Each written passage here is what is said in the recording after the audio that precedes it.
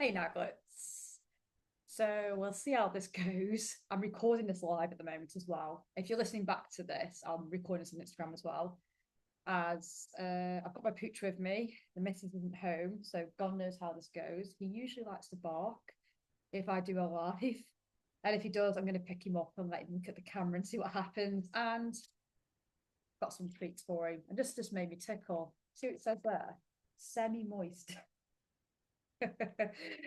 So you're gonna be like, nah, you're disgusting. My clients know why. Anyway, so I've come on live today to basically go through 5 menopause non-negotiables. These are non-negotiables I encourage upon the ladies in the Midlife Reset online 6-week program that I run with also Kate. She also applies these principles, and I apply these principles to my in-person clients, my one-to-one clients, and I even apply them to pretty much everybody. But I think these 5 points are particularly really help with a turning point with menopause, especially as most women at this point in their life, they struggle to lose weight because you've got kids, you may be at the peak of your career, or you've gone back work. You may have elderly parents you've been looking after, so you're maybe in and out of hospital, helping to do some care, helping with meals. And on top of all that, you've got menopause symptoms like you're sleeping poor because you're getting hot flushes at night, or it could be you've got young children, so they're waking up in the night. I've got one client, she became a mum at the age of 40 with her first and only child, she said. And she loves her little boy, but sleep is like 3 hours sometimes on a good night, 5. And that's broken as well. And I've been applying these principles of her because I said, look, at the end of the day, it's not going to be like this forever. But for now, we need to focus on what you can manage now with your energy levels. She's aware, even though you might think 40 is young, but perimenopause can kick in any age from 30 plus, particularly from 35 plus, because 35 is when your hormones are at its highest it will get. And then from there, because obviously we lose eggs, from there it declines. And that's why some women start experiencing slight perimenopausal symptoms from 35 onwards as well. Just not that severe yet to probably not be asked about it, perhaps. But the point being today with these non-negotiables is you don't have to. As a joke, I saw one of my clients shared this with me from the midlife reset a few months ago, saying, I'm just going to quit my job so I can hit my protein target. Get what she's saying. It was a little joke, because that's how she felt before coming onto the program. Whether it's protein, foods, exercise, or whatever, she says, like, I feel like I have to drop everything to eventually put me first, but to help others, to put them first. And I think as a woman at that point in her life, she's seen as like, this is the thing with menopause. And in some countries, women were seen at this point as really important, full of knowledge. They are like the elders, they're looked upon for advice, for help. And you are, aren't you? But on top of that, also maybe suffering with shitty menopause symptoms like fatigue, shit sleep, hot flushes, anxiety and stress and depression is heightened, joint pain, you're getting niggles you never had before. If you're perimenopausal, your periods have gone either really heavy or they're not regular. So you're like, oh, what do I carry with me? These 5 things I'm going to address. You do not have to go 100 mile per hour. You find your start point, which I'll suggest, which is what we do in the midlife reset. We do what we call range goals. So you have like your non-negotiable goal, which could be like, for example, with protein, could be right, you've got to at least hit as a non-negotiable 70 grams every day or majority of the week. And then you've got your ultimate goal, which could be 100 plus grams a day. And you just got to somewhere within that target hit your protein goal there. And I had someone said to me, even if I hit the non-negotiable target, which she did with her steps, she hit her non-negotiable step target, which I think was 5,000 steps, and she's an office worker and she travels in a car. Her ultimate goal is 8,000 steps. She said, do I still tick it off? Because we use like an action tracker. I was like, yes, because you set the target based on your you set your non-negotiables higher than what your original step target was, which she had. She'd added an extra 1,000, so she could achieve that. She's just going to park further away from places she goes, including when she's on the road at a petrol service station. She'll park as far as she can away and run into the shop. So she says, I'm not going to be short for time, and then run back. So I said, yes, tick it off. Because this is about doing things that are manageable. Yes, a bit challenging at first. And again, your cup is already overspilling at this point in your life. And as a coach, I don't want you to feel like I give you all of this, or when people come into our program in week 1, we don't want you to feel overwhelmed. We want you to feel like this is achievable where you can start from. And it might take you to week 3 to actually find your mode. You'll be like, yeah, these targets are sound. I can smash this. And you start ticking the boxes on your tracker. Everything feels more achievable. You start to feeling better in yourself, start to have more energy. So then you do push and you start hitting more goals at an ultimate level. But non-negotiable level doesn't mean shit. It means that is still going to move you forwards. And it means I can at least hit this when it's a really shit day, when symptoms are kicking your ass. Maybe your elderly parent needed you that day and it was not a very nice day and you've got to rush off. Your kids have been upset, or you've got teenagers and they're dealing with their hormones and you've hardly slept. And it's like, but I can still tick these goals, because these goals will also help me feel better, not more shit. And that's the thing with weight loss, whether you're menopausal or not. The thing is, you focus too much on the outcome and not enough on the actions that it takes to get there, the steps to get you there, the intentions. If you focus more on the intentions, on creating a life you actually are going to enjoy for the rest of your life, that will support you not only losing weight, but it will support you to keep at weight maintenance or body fat maintenance. It'll never be a bang on figure, but you'll sit between, say, a range of pounds or kilos that you're quite happy to sit between. And you know, if you're going too high in your kilos, you know to bring it back by just implementing certain things into your lifestyle to create more of a calorie deficit or increase your activity levels. And that is the goal, to get to that point and be comfortable with it and not stress if you gain a little bit because you've got like a range weight or how your clothes feel. And that's the goal, isn't it? The goal isn't just to lose weight. The goal is to create steps that you're happy to repeat for the rest of your life and that are achievable and enjoyable.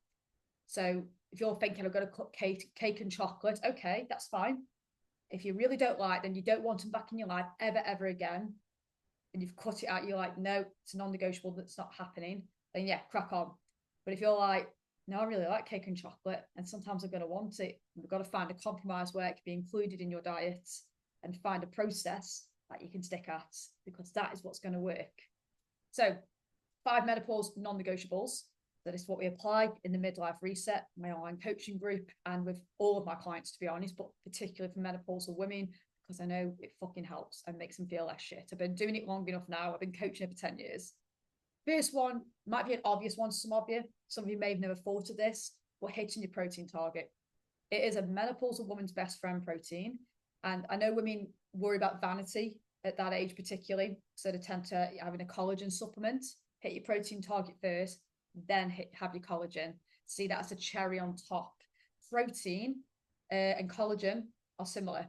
And protein is the building blocks of cells in your body, your teeth, nails, skin, hair, but also for muscle. I've had clients come to recently who've actually been referred from doctors and been told you need to start weight training and increasing your protein because you have got sarcopenia, you've got muscle wastage. I thought, thank God doctors are seeing this out. It's amazing that they're working more with the fitness industry. Fantastic. And they've told them to go out there and make lifestyle changes. Yes, with protein, aside, non-negotiable would be the weight training as well. They go hand in hand. I don't mean lifting just big sticks and big circles. It could be body weight, bands, kettlebells, suspension trainer, however you like to do your weight training at home, in the gym, outside, however you like to do it, find your way of liking doing it and stick at it. Maybe even get some coaching if you've never lifted a weight in your life. Even just pay for like a one-off PT session from somebody, whether it's me or somewhere else, just so you get to grips on how to use it. I've quite a few clients do that who are local to me, and then they come into the online coaching group, or they do a bit of both for a bit, just so they're ticking the box with understanding how to lift weight safely, and then also with the lifestyle stuff for the online coaching. But protein's a big one. It's a non-negotiable, especially for fat loss, because you don't just lose fat when you're trying to lose weight and creating a calorie deficit, you also lose muscle. But you can preserve muscle and you can grow muscle when in a calorie deficit, which is really useful if you're going for the menopause, because you'll be less breakable, you're going to be stronger. And if you want that toned look, You need to eat adequate protein, and it has to be done daily. You can't make up for it the next day, as it turns over in your body all the time. It's always being used, always being consumed to grow muscle, skin, nail, teeth, hair. So ideally, like I just said earlier about that non-negotiable and that ultimate goal, 70 to 100 grams is a good starting point. So think of it as 25 grams plus per meal. Let's move on. So protein also, by the way, is filling. So if you're trying to stay in a calorie deficit, whether you're calorie tracking, writing it down, or just roughly Googling it, hitting a protein target will help keep you fuller for longer, by the way, and it'll help build your meal on the plate, like what to eat. So next one is fiber.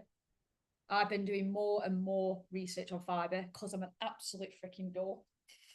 And I love reading up on shit like this. And I've read up more on fiber because of the cardiovascular benefits. I used to work at phase 4 cardiac rehab at the gym I used to work at.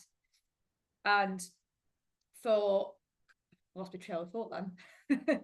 So basically, I was looking at preventers because when your estrogen starts to drop, it's a protective hormone, your heart becomes more at risk of heart disease. And that's why commonly when I did phase 4 cardiac rehab, majority of the women were 40 plus who had a cardiac event. I didn't meet many under the age 40 unless it was a hereditary issue. I think I met one who was late 30s who sadly had heart failure, and she was also doing exercise and lifestyle interventions to prolong her life. But again, as she goes through the menopause, that will increase her risk. So she was taking already on lifestyle factors to help with that. But yeah, fiber is your best friend when it comes to the menopause. It'll keep you fuller for longer. It's fantastic for protecting your heart. If you're obviously, again, wanting fat loss, you want to basically fill half your plate with fruit or veggies or berries, whatever, or the snacks, because they're filling, and it means you can have a lower carb portion, which will drop your calories, because fibrous foods, such as fruit and vegetables, you can eat more of because they are naturally lower in calorie and very high in nutrients. And the fiber is what keeps you full. So ideally, juicing, not the best idea. You're just going to shit it out, if I'm honest. Go straight through the system. And no matter how much fruit or veg you put in that juice, it's only 1 of your 5 a day, not 5 of your 5 a day. Ideally, eat whole foods. You know, roast them, stir fry them, whatever. Have it as it is. Apple out the fruit bowl. What fiber? You want 25, 30 grams a day. That's what they're saying now. Ideally more. I was under, I'm not going to lie. I've had to actually start tracking, calorie tracking again, just to look at my fiber intake. I know my protein's fine, but fiber needed checking. You could literally Google it. You can use ChatGPT. You can use MyFitnessPal, NutriCheck to check your fiber intake. And it will also help you understand how it's helping your calories to drop down. We're also doing that because you're using, again, creating a calorie deficit. It means someone actually asked me the other day, how do I hit my fiber target and protein target to save my calories? I'm like, well, obviously got to eat less of the carbohydrates, like have a small portion of rice, small portion of pasta, a lower calorie bread perhaps. So smaller portion of those sort of foods. Having cake now and again, or smaller slices or smaller portions. Having a smaller version of your favorite chocolate bar, smaller version of your favorite bag of crisps that you might like daily. So in smaller portions and having that less. So it's probably almost 10-20% of your calories. And then the 90-80% is your fruit, your vegetables, higher fiber foods like your oats, wholemeal bread, wholemeal pasta, and hitting your protein targets. It's a case of eating too much of the foods that are very palatable and very naturally high in calories. Okay, next one. There's technically 2 this is, so let's just say exercise. Any form of exercise, whether it's yoga, whether it's Zumba, whether it's hiking, walking your dog, martial arts, sports, is going to benefit you, especially at menopause. It's just like when you start exercising in your first session, you have mega benefits. It already lowers your blood sugar, already helps with insulin sensitivity. It's free to do because you could just go for a walk or go to like a friend's house and go on Zoom or YouTube and just do a dance routine. You know, you don't even have to pay anything for exercise. It's a free way to really help with your health and reduce menopause symptoms such as depression, anxiety, and stress symptoms. I'm not saying it's going to cure it, but it reduces the symptoms. It can help with your fatigue because it can help actually make you feel happier, releasing serotonin in the body, which in turn will help you sleep. Exercise, you have instant results from health to how it makes you feel. and it builds your confidence, good for your cardiovascular health, good for your muscles. And with exercise, again, I'd say, yes, pick things you really like. But ideally, this is a non-negotiable in the midlife reset. And with all my clients, whether they're menopause or not, is weight training. At least twice a week would be ideal. By the way, you don't need to do an hour. You don't even need to do half an hour if you haven't got that. If you can only manage 2 to 4 10-minute weight training workouts, you're still going to get the benefits. As long as you're trying to up the reps or up the weight every time you do that session, just go up a little bit at a time. So you're stimulating that muscle, get it stronger. When you eat your protein, you're going to be building muscle to get that toned look. You're also expelling calories doing exercise. So I'm always a big fan of make sure you find something you love doing exercise wise and do it for the rest of your life, or chop and change over the year, depending on the season. Like I prefer hiking more this time of year actually, because it's not too hot. There's not much wildlife around that's nesting. So I have a working cocker spaniel who will chase nesting birds. So normally in the spring, summer times, I don't tend to take in those places because I don't disturb the wildlife. I'll probably change what I do that time of year. Or in the winter, you might do more indoor sports or do more fitness classes inside or do more cardio indoors rather than going out walking. But all year round, find a way to stay active that you like and love doing. And even if you think you're going to be shit at that exercise, but you really want to do it, just go. I coach fitness classes, and everyone, in fact, someone said to me about jiu-jitsu the other day, because I started to coach the ladies' classes now in Longton. And someone said, am I too deconditioned to go because I've been for a while? I was like, absolutely not. You need to come. I said, most women aren't coming regular yet. So to be fair, you'll be on the same par. But because she does regular weight training, she won't really notice much difference because of the weight training. Doing weight training really helps with your sports, by the way, girls. So if you're getting into netball, hockey, golf, I've got one client getting into, weight training, it just gives you that extra edge hugely. I can guarantee that, because I notice when I go and do a jiu-jitsu competition, strength's been my best friend, let's just say. And sometimes my technique's not great, my strength has helped me. I'm not saying rely on that, but it has helped. If you're wondering how much to do it cardiovascular wise, I think top of my head, was it 150 minutes a week? I think, I might be wrong. But include things like walking, and you don't have to do an hour of walking a day. Don't expect people to do that. It hasn't got to be even 10,000 steps a day. Ideally, I like seeing 8,000 steps plus a day, but not doable for everybody. So I said, if you can't even hit 3,000 steps and you're very short on time, don't worry about step counting. Instead, do HIIT workouts that take 5 to 10 minutes. It hasn't even got to be jumping around HIIT. I think people think that. If you want to jump because it's the fountain of youth jumping and build it up from where your start point is, brilliant for your joints and bone. You think running, you're literally hopping from one leg to another. But that could be with HIIT training, it could be interval, could be you do a 10-minute run outside on a treadmill, doing 2 minutes steady or walking, 1 minute you do a fast run. That's one way of doing it.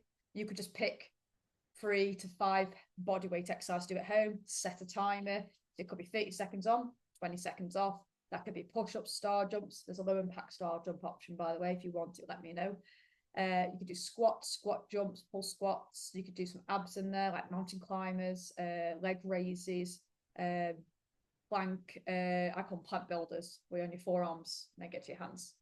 But HIIT training, great way of doing it if you can't get your steps up. And that's what we do with our ladies in the midlife reset. There's a couple in there who have to work at a desk pretty much 8-9 hours a day, and they might get little breaks. They tried to get a walk in before, so they'll get 5-10 minutes in, and people might think that's pointless. No, go do 5-10 minutes. If you weren't doing it before, you've got to think, if you do that every day when you're at work 5 days a week, it's 50 minutes of exercise you weren't doing before, and think how much calories that is over that period of time. So you're increasing your energy expenditure as well. So again, if you're doing fat loss, really helpful tool. So I hope that helps there. So don't stress if you can't hit 8,000 plus steps a day. If you're stuck literally, I'd say below 4,000, look at HIIT training instead, because you can burn more calories in a shorter amount of time. Great for cardiovascular health, and HIIT's been shown to be very beneficial for menopausal women. I've really seen this recently in studies. It's supposed to be brilliant for insulin sensitivity. So if you've got type 2 diabetes in your family, or you've been told you're borderline, and it could be you're doing everything you should be health and fitness wise, by the way, as a menopausal woman, and it might be you are or not on HRT, and suddenly you've been told you're borderline diabetic, because your insulin does get affected because it is a hormone. So it is all linked with your hormones that are declining. HIIT training has been shown mega beneficial for that, as well as protein and fiber, but also help increasing your insulin sensitivity. And again, because you're in a calorie deficit as well, that will also reduce your risk of type 2 diabetes. If you're carrying a bit of extra body fat, if you lower that, that also helps reduce your risk from type 2 diabetes, which increases through the menopause. Okay, next one, number 4, is sleep. Sounds simple, doesn't it? Oh, just get enough sleep. Just get 7 to 9 hours of sleep. The amount of women I speak to, and as years have gone by coaching, I used to go, why are you not getting 7 to 9 hours? Just didn't understand it. Now, the past 5 years where I've gone into more about menopause and sleep, I'm like, they want to, they just literally fucking can't. They just can't. They'll hit the pill and they might sleep for the first hour and that's it. They're up every hour with hot sweats or palpitations or anxiety's heightened, depression's heightened, or they're just waking up and don't know why, and it's frustrating for them. One thing I will say, don't look at the clock. It's best if I can give you, because you start getting anxious then. Shit, I've only got 1 hour left. And then you just stay awake. Or it's 3 o'clock in the morning, say you've got to be up at 6. I've only got 3 hours. It's something I used to do, and I think it just causes more anxiety. If you're like, well, I don't set an alarm, start setting an alarm. Makes it easier, less stress. I don't care if I've only got 5 minutes left. I'm not looking at my phone. If I fall asleep, I fall asleep. I don't. But it just causes less stress, and you're not looking at light on your phone and stuff. So don't look at the clock as one. But with your sleep, if you're hitting the protein, fiber, and your exercise goals on a regular basis, that will help with your sleep, because those elements help with releasing serotonin. And if you're also getting your daily movement, trying to get natural light, that will help release the sleep hormone, melatonin, as well. But having a wind down routine at least before sleep is something you can start doing to help you at least be more relaxed. This is where journaling comes in, because a lot of women, we're very critical ourselves. I think more so at this menopause phase.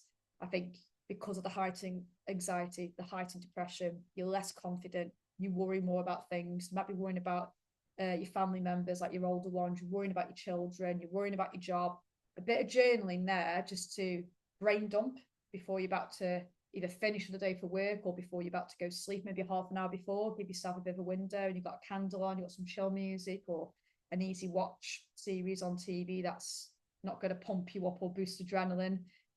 But I used to be a bit about journaling and writing stuff and mindset, like breathing techniques, and I thought I'm just going to try it. You know what? Since then, I hit the pill and I'm out now. I don't even have to do many of those things. I just read a bit before bed, watch a few reels, and then read. But most women, Kate and I have coached in our online coaching group, when they start journaling, so brain dumping, and also pulling out of the day all the positive things that have happened that day, you are naturally, it's natural in you to think about the negatives because it's a survival mechanism. And this becomes more heightened at menopause, of course, because your hormones are. Here's an example. I went out last Saturday with my girlfriend and her friend, our friend, and we had a great night, really nice meal, lots of laughs. I've been a hike that day with my mate and her dog and my dog. It was a fucking super day. There was nothing that could ruin it as far as I was concerned. Anyway, we come out the place we've been eating. We were on the high street, which was, it's public access, but at times cars can drive through. My friend's partner picked her up, and as we crossed the road, it's not really, it's just a high street. Car come whizzing round, the delivery driver nearly took me and my missus out. And we were like, oh, fucking wanker like you do. He starts winding down the window and he's like, I didn't fucking hit you, did I? Yeah, and if I did, you'd be dead. And I'm like, yeah, of course that would happen. You've just literally said why we are mad, because you did nearly hit us, and if you did, we would be dead, how fast you were going on a public access high street. Anyway, I won't go into detail about that. Nothing bad went wrong, by the way. My friend stuck up for me in all sorts anyway. But because of that, it ruined the night near enough, because it sticks with you, negativity more than positive things.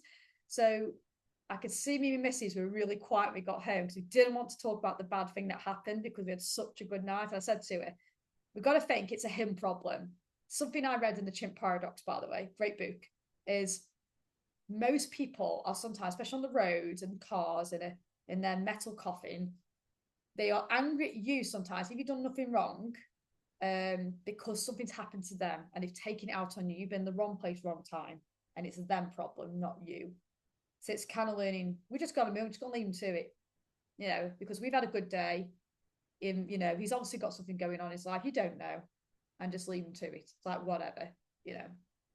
And I had to think. Then we had to relay to ourselves because it was funny when so and so that said this, or I was like, oh, it was ace when the dogs ran up into one of the caves at Cavedale. But this is the same with your personal life. It could be that day you might have had maybe you work in the public, so you had a really shitty customer being really rude to you, or it might be you made a mistake at work as a one-off and you got berated for it. Everything else that day went really well. Because what do you do when you come home and you've had something shit happen, even one thing?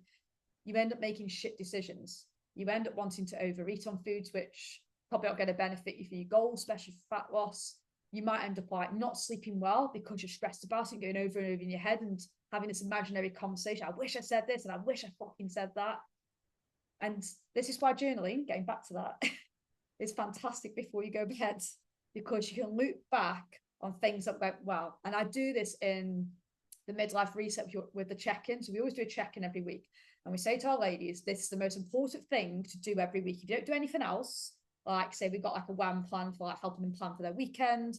In there, we've got little resources where they've got like a stress management worksheet to help them with that. It's got journaling, prompting questions. We help them meal plan, etc. But I said, look, if you just got to get down, crack on with actions, you don't respond to us all week, at least do your check-in so we know what's going on. But also, we want them to do it because it's a form of journaling. So with the check-in, we ask questions to help prompt them, to help them problem solve. And then we respond back just to reassure them, yeah, this is a good path for you. Let's keep going. Or actually, that's okay, but maybe perhaps let's try this first and see if this works. So, because we know if you become your own problem solver over time, you're gonna end up, when you have something bad go happen, you end up dealing with it before you even have to message your coach. But if you are struggling, that's what we're there for. And most of our ladies do messages when shit goes down. I've had a few this week, and I love they've built that trust to message me to reassure them and say, yeah, it's okay that you can't do this week because of this. Well, let's just focus on this and this, eh? And they're like, yeah, I could put my efforts into this. That's absolutely fine. Thank you for reassuring me. That's what we do in our online coaching. We don't expect to all the time tick all 5 of these boxes. So moving on to that sleep app just links in what I've just spoke about, the stress management. So obviously you've got the journaling, like I just said there. I've also just explained why it's important to manage stress, because when you're stressed and pissed off, you make shit decisions. That includes food. That includes maybe not exercising. Could be you don't decide to hit your calorie target, protein target, fiber target, whatever. You just completely come off plan. Sometimes that's necessary and you need to just for that day and then move on. I've got a client, bless her, she said, oh, no, I had 2 donuts in one sitting and the following day, but she's having a very shit time at the moment. Like her husband's out of hospital, and she rarely ever does that. I mean, really rarely. And she's a very fit lady. She does resistance training 2 to 3 times a week. She does yoga. She walks regular. She loves walking. Just gets outside in nature. And I said, look, you're going through a shit time right now. And sometimes food is okay for pleasure and self-soothing in the right dosage. It's absolutely fine. It's if that behavior continues. But because she told me, I know she won't continue that. She's told me to get herself say, I don't need to carry on doing that. I needed it there and then, but I can move on now. Instead of thinking I need to have a blowout and stop everything else. She didn't.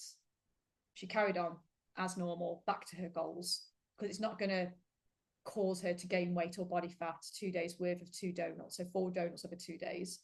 She said they weren't the biggest ones either, but it's not going to hinder her because she's so active. She's consistent with everything else. She only has, because she's older, she prefers 2 meals a day and a small meal every day, so she has like 2.5 meals. So I know for her, calorie wise, she's going to be well better calories, maybe at most maintenance. So I know it's no issue for her. But I'm not saying with stress management always do that. But sometimes it happens and it's okay, move on. But one lady said to me the other day, she asked for my free workout that I give out. It's just a simple body weight exercise. So if you've only got 10 minutes, it's just written out, it's full body, and you can just blast it out in 10 minutes. And so I said, yeah, I'll send you my workout. And I was just asking him, just generally having a conversation, just wanted to see what she was working on weight loss wise. I know she struggles with perimenopause. I know she wanted weight loss. And she said one of the things she does to keep herself active is yoga. She really likes it, but she said it's not going to shift the weight though, is it? She has a point. Yoga doesn't burn a lot of calories, but if she enjoys it, and after she's done yoga, she feels better in herself, like probably more energy, probably more rested. She's done breath work. Big fan of yoga for menopause personally, not just because I coach yoga. There's actual research that yoga is fucking amazing during the menopause because of managing stress and anxiety symptoms, mobility exercise, stretching, and strength work as well. I do fitness yoga. I coach that. And I do focus a lot on strength work because a lot of the ladies don't do any strength work. So I'm like, I'll do something here as well as doing mobility and lots of breath work. I do focus a lot on that. And I said, don't stop doing it. Don't go and switch to an exercise just because it burns more calories. You like this, and I want you to keep doing it. So I support this 100%. I said, at the end of the day, your weight loss is going to be down to your calories. So if you're in a calorie deficit or not. So, and that's, you know, so I said, make sure you're implementing that first and then continue yoga because it's going to help you feel less stress, which means you make better decisions, better nutrition decisions. You're more likely to move, more likely to stick to your plan. So if you quit doing that, you're not going to be happy. Keep doing what makes you happy. Because when we're happy, we're just more inclined to want to do better things for yourself. And when you've done something like when I've done jiu-jitsu, I want to eat well, I want to sleep well because I want to perform well in the next session or feel like that session, I'm going to help that session by aiding my recovery. So my brain can take in what I've learned. My muscles are going to rest and get stronger because it is a form of resistance training, especially when you're against men most of the time. So stress management, I'd say again, links now with exercise. Pick things you like doing. I've got clients who love Zumba and line dancing. I'm going to go do it. It's not for me. I've got some clients who do spinning, which I fucking hate, but I've got clients who love it. So I'm like, go do it just because I don't like it. So I'm not going to do it because I don't enjoy it. Like, I'm not going to make you do jiu-jitsu or go kickboxing. It's not for you. Go do what you like doing and keep doing it along with your weight training. You're all good. So I hope this makes sense of what I said today with these 5 menopause non-negotiables. And there's different ways to implement them, as you can see. It's finding what works for you. These 5 things, they're like the 5 pillars of health for everybody, really, as well as menopause. But they're brilliant for implementing to help with building a process you like when it comes to weight loss. If you implement a calorie deficit using these principles, you're on a win for fat loss because ideally with these principles, you're going to do the rest for the rest of your life. So make sure you build a process you actually enjoy. So if you're like, you know what, I fucking hate this process, I just dread doing it, I would not want to do this for the rest of my life, it's not worth it, then you need to change the plan. It's not going to work. Or you've done certain plans before, they've worked, but you've not stuck with it because you're on or off plan. Again, it's not working, just like a diet club. And that's the difference between the midlife reset. Mine and Kate's coaching approaches, it's not about on or off diets. It's about something is better than fuck all or something. And that's why we use a daily tracker. It's why we use range goals, because we know it works better, especially at this point in a woman's life, because it's so hectic, their cups are full. And we just want to make it as easy as possible, make them feel better, not worse, because a lot of these diets out there make you feel like shit. That's not our aim. If we can make you feel better, at least even in 4 weeks in the 6-week program, you're going to find weight loss easier. You're going to find doing these goals easier. You're going to feel the best you've ever felt in years, maybe better than you did in your 20s. It's a new opportunity. It's a new phase in your life. Don't see it as you're fucked or anything. And before I take off, if you're watching this, come here, baby. You want to say this, everyone? Come here. Because everyone wants to talk. He's been so good that you can come say hello. And this is Obi. And I'll be honest, if you love a dog and you've got the time to have one and the work to put in and support, 100% would recommend getting a dog to support your weight loss goal and your fitness goal. He's the best thing, apart from Steph, that's ever happened in my life. Isn't it, baby? Bye, everyone. And if you'd like to apply for my online coaching program, the Midlife Reset, we're starting 24th of February, the next 6-week program. Aren't we, Obi? Yes, we are. He's very happy. Yeah, so the next 6-week program then, 24th of February, we always ask you to apply because we want to make sure it's the right fit for you. Message me midlife and I'll send you the application. If you're still not sure, or you're not sure how my online coaching program works, I would say go look at my Instagram post, but it just doesn't do it justice. So message me podcast, and I'll send you a podcast of me explaining in a lot more context how the midlife reset works. I think it just comes across a lot better. You get a better idea of how I coach and how Kate coaches. And if you know anybody else this will help, then please share away. Thank you for watching.